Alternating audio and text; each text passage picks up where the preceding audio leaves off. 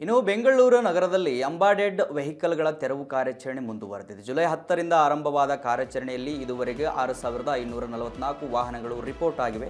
ಸಾರ್ವಜನಿಕರಿಂದ 4108 ಹಾಗೂ ಪೊಲೀಸರಿಂದ 2436 ವಾಹನಗಳು ವರದಿಯಾಗಿವೆ. ಈ ಪೈಕಿ 1780 ವಾಹನಗಳಿಗೆ ಜಿಬಿ ಅಧಿಕಾರಿಗಳು ಸ್ಟಿಕರಿಂಗ್ ಮಾಡಿದ್ದಾರೆ. ಸ್ಟಿಕರಿಂಗ್ ಬಳಿಕ 7 ದಿನಗಳ ಗಡುವು ನೀಡಿ ವಾಹನಗಳನ್ನು ಟೋವಿಂಗ್ ಮಾಡಲಾಗುತ್ತಿದೆ.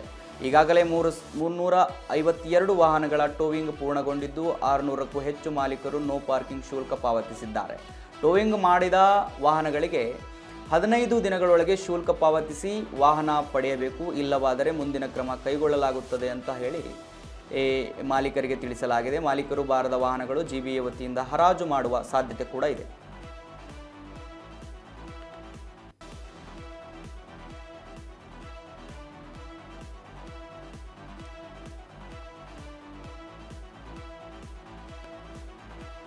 ವೀಕ್ಷಕರೇ, ಬೇಕಾಬಿಟ್ಟಿಯಾಗಿ ವಾಹನ ಏನು ನಿಲ್ಲಿಸಿರ್ತಿರಲ್ಲ ರಸ್ತೆ ಪಕ್ಕದಲ್ಲಿ, ಎಷ್ಟೋ ವರ್ಷದಿಂದ ಅಲ್ಲೇ ನಿಂತಿರುತ್ತೆ, ಹೇಳೋರಿಲ್ಲ ಕೇಳೋರಿಲ್ಲ, ಅಂಥ ವಾಹನಗಳನ್ನು ಟೋಯಿಂಗ್ ಮಾಡೋ ಕಾರ್ಯಾಚರಣೆ ಜಿಬಿಎ ವತಿಯಿಂದ ಆಗ್ತಾ ಇತ್ತು.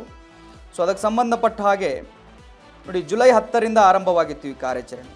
ಇದುವರೆಗೂ 6544 ವಾಹನಗಳು ರಿಪೋರ್ಟ್ ಆಗಿವೆ ಅಂತೆ. ಆ ಥರ ಬೇಕಾಬಿಟ್ಟಿಯಾಗಿ ನಿಂತಿರೋದು. ಸಾರ್ವಜನಿಕರಿಂದ 4108 ಮತ್ತು ಪೊಲೀಸರಿಂದ 2436 ವಾಹನಗಳು ವರದಿಯಾಗಿವೆ. ಈ ಪೈಕಿ 1780 ವಾಹನಗಳಿಗೆ ಜಿಬಿ ಅಧಿಕಾರಿಗಳು ಸ್ಟಿಕರಿಂಗ್ ಮಾಡಿದ್ದಾರೆ. ಸ್ಟಿಕರಿಂಗ್ ಬಳಿಕ 7 ದಿನಗಳ ಗಡುವನ್ನು ನೀಡಲಾಗಿದೆ. ವಾಹನಗಳನ್ನು ಬಿಡಿಸ್ಕೊಂಡು ಹೋಗೋದಕ್ಕೆ ಫೈನ್ ಕಟ್ಟಿ, ಇಲ್ಲ ಅಂತ ಹೇಳಿದ್ರೆ ಆ ವಾಹನಗಳು ಜಿಬಿಎ ವತಿಯಿಂದ ಹರಾಜಿಗೆ ಕೊಡಲಾಗುತ್ತೆ.